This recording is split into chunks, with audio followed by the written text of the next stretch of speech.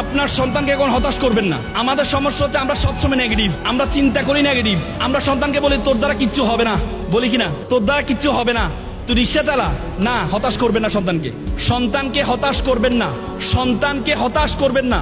সন্তান যদি প্রতিযোগিতা অংশগ্রহণ করে, সন্তান যদি প্রতিযোগিতা অংশগ্রহণ করে, ধরেন 100 জন প্রতিযোগিতা অংশগ্রহণ করেছে, আপনার সন্তান হয়েছে 20তম, আপনি কি বললেন, কি রে বের তোর আগে 19 জন পাশ করে ফেললো, তুই কি করলি? আপনি যখন এটা বলবেন তখন সে হতাশ হয়ে যাবে। আপনি এটা না বলে আপনি তাকে কি বলবেন, বাবা তোমাকে কংগ্রেচুলেশন জানাচ্ছি। কেন? তুমি 80 জনকে হারিয়েছো। কতজনকে হারিয়েছো? 80 জনকে হারিয়েছো। এজন্য তোমাকে কংগ্রেচুলেশন জানাচ্ছি। তোমরা এখানে যারা আছো, অভিভাবক যারা আছেন, আপনাদের উদাত্ত আহ্বান থাকবে, সন্তানকে স্বপ্ন দেখাবেন বড় করে।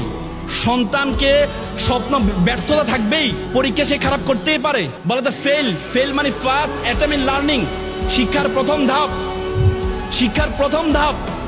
সুতরাং ব্যর্থতা থাকবেই, ব্যর্থতার পরেই আপনার মাথা থাকতে হবে সফলতা টুডে টুমরো আসবে।